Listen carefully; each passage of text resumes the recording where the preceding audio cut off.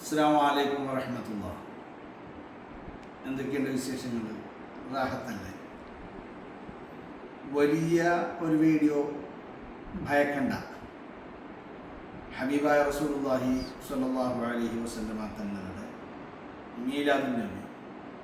ഇതിപ്പോൾ ഇന്നല്ല, നാളെ പറഞ്ഞാൽ വേറെ കുറേ കൂട്ടുകാരുണ്ട്. ഇത് ഗൾഫിലൊക്കെ നാളെ വെളുപ്പിനായിരിക്കും ആ സമയം. നമ്മ കേരളത്തിലുള്ളവർക്ക് മറ്റന്നാളാണ്. അപ്പം അത് രണ്ടും കൂടി പരിഗണിച്ചാണ് ഇപ്പം ഈ വീഡിയോ. ഒന്നുമില്ല, പലപ്പോഴും പറഞ്ഞിട്ടുണ്ട്, ഇപ്പോൾ ഒന്ന് ഓർമ്മപ്പെടുത്തുന്നു മാത്രമേ ഉള്ളൂ. ഹബീബായ റസൂലുള്ളാഹി സ്വല്ലല്ലാഹു അലൈഹി വസല്ലം തങ്ങൾ ജനിച്ച അഥവാ ഈ ഭൂമുഖത്തേക്ക് വന്ന ആ സമയമാണ് ഏറ്റവും അഫ്ളലായ സമയം ഈ ഭൂമുഖത്ത് കഴിഞ്ഞു പോയതല്ലേ. ഈ ഭൂമിയിൽ കഴിഞ്ഞുപോയ സമയങ്ങൾ വെച്ചിട്ട് കാരണം സ്വാഭാവികമാണ്. അതിനിപ്പോൾ ഒരാളെ പറഞ്ഞ് മനസ്സിലാക്കിക്കേണ്ട കാര്യമില്ല. അങ്ങനെ മനസ്സിലാക്കി ഒരു കാര്യമില്ല. കാരണം റഹ്മത്തുൽ ആലമീൻ സയ്യിദുനാ മുഹമ്മദ് റസൂലുള്ളാഹി സ്വല്ലല്ലാഹു അലൈഹി വസല്ലം ഭൂമിയിലേക്ക് അള്ളാഹു നിയോഗിക്കാൻ അല്ലെങ്കിൽ ളുഹൂറാവാൻ തീരുമാനിച്ച് അള്ളാഹു സെലക്ട് ചെയ്ത ഒരു പെർഫെക്റ്റ് ടൈം, അതാണ് മീലാദുൻ നബിയുടെ സമയം. കേരളത്തിൽ ചർച്ചയാണ്, പകലാണോ രാവാണോ അങ്ങനെയൊക്കെ, അത് നമുക്ക് വിഷയമില്ല. ഏത് സമയമാണോ നിങ്ങൾ സ്വീകരിക്കുന്നത് അത് നിങ്ങളുടെ സമയം. ആ സമയത്ത്, അതായത് ഞാൻ പറഞ്ഞില്ല, ഉത്കൃഷ്ടമായി കഴിഞ്ഞു പോയതിൽ വെച്ചിട്ട്, അപ്പോൾ ആ സമയത്തിനൊരു പ്രത്യേകതയുണ്ട്. ആരിഫ്യങ്ങൾ അബ്ദുൽ അസീസ് ദുബ്ബാഗ് തങ്ങൾ മഹാന്മാരൊക്കെ പറഞ്ഞ ഇജാബത്ത് ആ സമയത്ത് പ്രത്യേകം തന്നെ ഒരു ഇജാബത്തിൻ്റെ സമയമാണ്. അപ്പം അതുകൊണ്ട് ആ ഒരു സമയം വലിയ പ്രത്യേകിച്ച് അമലൊന്നുമില്ല. ഹബീബാ തങ്ങളവർക്ക് സ്വലാത്തിലാണ് മെയിൻ അമൽ. പിന്നെ നമ്മൾ പണ്ട് പേർക്ക് സ്വലാത്ത് മൗലിദൊക്കെ ചൊല്ലുന്നുണ്ട്, അതൊക്കെ വേറെ. പിന്നെ ചില മശായിഖന്മാർ പറഞ്ഞു തന്നൊരു കൈഫിയത്തുണ്ട്, സ്വലാത്ത് വേണ്ടിയിട്ട് വരക്കുന്നൊരു കൈഫിയത്ത്. അത് ഞാൻ ഇന്ന് പോസ്റ്റായിട്ട് ഇടാം ഇൻഷാ അല്ലാഹ്. അത് അപ്പോൾ വായിച്ചാൽ മതി. അതിപ്പോൾ ഞാൻ പറഞ്ഞു തന്നിട്ടൊരു കാര്യമില്ല, എഴുത്ത് രൂപത്തിൽ കാണാം. പക്ഷേ ആ കൈഫിയത്തൊന്നുമല്ല മർമ്മം എന്ന് പറഞ്ഞാൽ ആ പ്രത്യേകമായൊരു സമയത്ത് എഴുന്നേറ്റ് പല സമയം കിട്ടും. ഞാനതിൽ കടക്കാത്തത്, ഞാൻ ചർച്ച അങ്ങോട്ട് മാറും. സുബഹിനും ഒരു 15 മിനിറ്റ് മുമ്പാണെന്ന് പറഞ്ഞ മഹാന്മാരുണ്ട്. പിന്നെ നമ്മുടെ നാട്ടിലെ സുബഹിക്ക് ശേഷം രണ്ടിൻ്റെ ഇടയിൽ, അതാണ് മറ്റേ മൂപ്പരൊക്കെ പറഞ്ഞത്. ഇബിലീസിലൊക്കെ ഉള്ളത് അങ്ങനെയാണ്, അങ്ങോട്ടും ഇങ്ങോട്ടും രണ്ടിൻ്റെ ഇടയിൽ. അതൊന്നുമല്ല ഞാൻ പറഞ്ഞത്. സുബഹിൻ്റെ അല്പം മുമ്പ് എഴുന്നേറ്റ് 2 റക്അത്ത് നിസ്കരിച്ച് ഈ പറഞ്ഞ പോലെ റസൂലുള്ളാഹി തങ്ങളെ പേർക്ക് ഫാത്തിഹ ഓതി കുറച്ച് സ്വലാത്ത് ചൊല്ലിയിട്ട് ആ സമയത്തിന് നമ്മളൊന്ന് ഇഹ്തിറാം ചെയ്തിട്ട് തങ്ങളെ തവസ്സുലാക്കി, ആ സമയത്തിനെ തവസ്സുലാക്കിയിട്ട്, പടച്ച റബ്ബേ, നിൻ്റെ ഹബീബായ നബി തങ്ങളെ ഈ ഭൂമുഖത്തേക്ക് നീ വെളിവാക്കിയ ഈ ഏറ്റവും അഷ്റഫായ അഫ്ളലായ ഈ സമയത്തിൻ്റെ ബറക്കത്ത് കൊണ്ട് എൻ്റെ ഇന്നാലെന്ന കാര്യം സാധിച്ചേക്കണേ. എന്തും ചെയ്യാം. നിങ്ങളൊന്നും വേണമെങ്കിൽ പരീക്ഷിച്ച് നോക്കിക്കോ. ഞാൻ പരീക്ഷിക്കാന്ന് പറഞ്ഞാൽ മറ്റർത്ഥത്തിലുള്ള പരീക്ഷണമല്ല, നമുക്കൊന്ന് തജറുബ ചെയ്യാം. എങ്ങനെ നിങ്ങൾ ഇതുവരെ അലട്ടിക്കൊണ്ടിരിക്കുന്ന, അല്ലെങ്കിൽ നിങ്ങൾ നേടാൻ ആഗ്രഹിക്കുന്ന, അല്ലെങ്കിൽ നിങ്ങൾ എൻ്റെ ഒരു ഈ കാര്യം അല്ലാഹു സലാമത്താക്കിയിരുന്നെങ്കിൽ, അല്ലെങ്കിൽ ഇജാബത്ത് നൽകിയിരുന്നെങ്കിൽ എത്ര നന്നായിരുന്നേനെ എന്ന് നിങ്ങൾ ആഗ്രഹിക്കുന്ന വല്ല വിഷയവും ഉണ്ടെങ്കിൽ അത് മാത്രം നാളത്തെ അല്ലെങ്കിൽ ഈ മീലാദുൻ നബിക്ക് നിങ്ങൾ ഒന്ന് എടുത്ത് ഇത് ചെക്ക് ചെയ്ത് നോക്കി. അത് മാത്രം നന്നായിട്ട് സ്വലാത്ത് ചൊല്ലിയിട്ട് ലഖദ് ജാഅക്കും പെർഫെക്റ്റായിട്ട് ഓതണം. സൂറത്ത് തൗബയിലത്തെ അവസാനത്തെ അത് പെർഫെക്റ്റാണ് തങ്ങൾക്ക് വേണ്ടി. ഖുർആനിലെ ഏറ്റവും എനിക്ക് തങ്ങളെ പറ്റിയുള്ള ഏറ്റവും മദ്ഹായിട്ട് തോന്നിയിട്ടുള്ളത് ലഖദ് ജാഅക്കും. ആ ലഖദ് ജാഅക്കും ഓതിയിട്ട് തങ്ങളെ പേർക്ക് സ്വലാത്ത് ചൊല്ലിയിട്ട് തങ്ങളെ തവസ്സുലാക്കി, ആലിനെയും അഹ്ലു ബൈത്തിനെയൊക്കെ തവസ്സുലാക്കി, ഈ അഫ്ളലായ സമയത്തെ പ്രത്യേകം തവസ്സുലാക്കിയിട്ട് നിങ്ങൾ ആ വിഷയം റബ്ബിനോട് ചോദിക്കുക. ഒരു സംശയം വേണ്ട. മുജറബ് അൽഫ് മറ എന്ന് പറഞ്ഞ പോലെ എനിക്ക് നല്ല എക്സ്പീരിയൻസ് ഉള്ള സംഗതിയാണ്, നന്നായിട്ട്. പിന്നെ ഒരു കാര്യമുണ്ട്, ഇവിടെ 2 തരം അമലുകൾ കാണാം.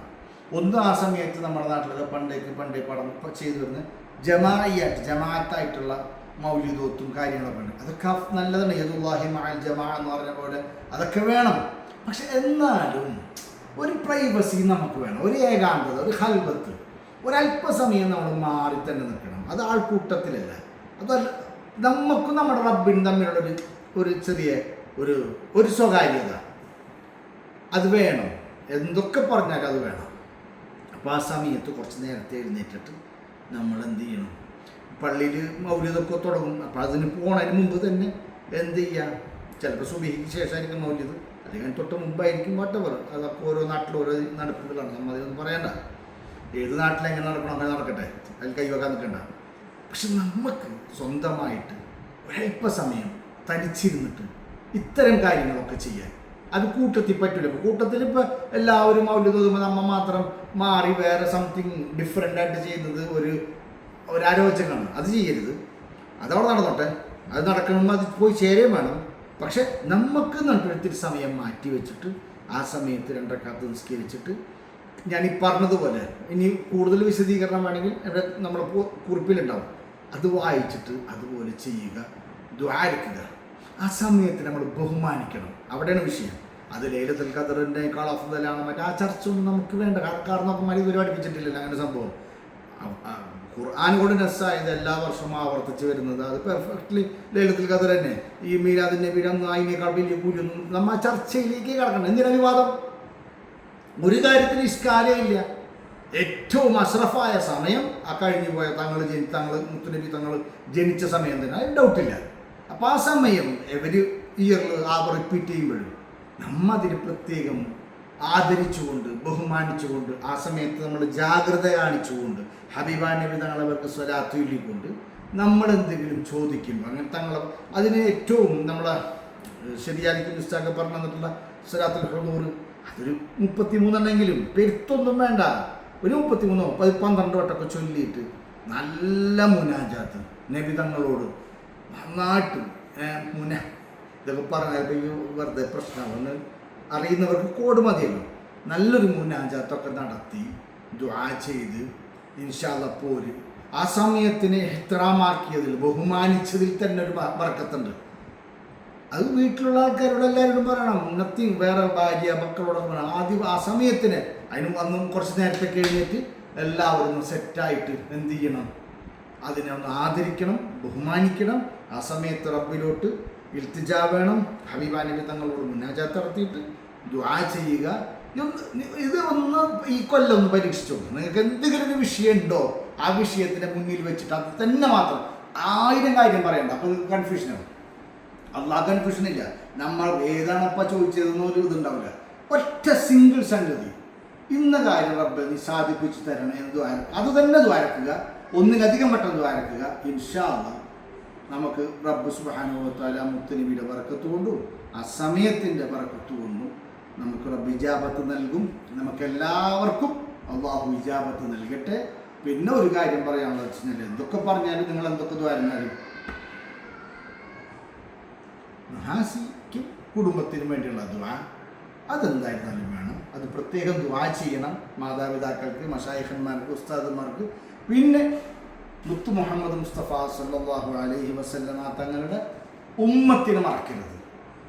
ലോകം മുട്ടുക്കുള്ള ഉമ്മത്തിനെ മറന്ന് അങ്ങനെയൊക്കെ നമ്മൾ ഒരു എന്താ പറയുക, നമ്മളങ്ങനെയുള്ള ആൾക്കാരാണ്. നമ്മൾ ഈ കൂട്ടത്തിന് പ്രാധാന്യം കൊടുക്കുന്നവരല്ല. സോ എന്ത് ചെയ്യരുത്, അവരൊക്കെ മറന്നിട്ട് ഞാനും എൻ്റെ ഭാര്യയും കുട്ടികളും എന്നുള്ള ചിന്ത ഇല്ലാതെ എല്ലാവരെയും ഉൾപ്പെടുത്തിയിട്ട് ദുആ ചെയ്യണം.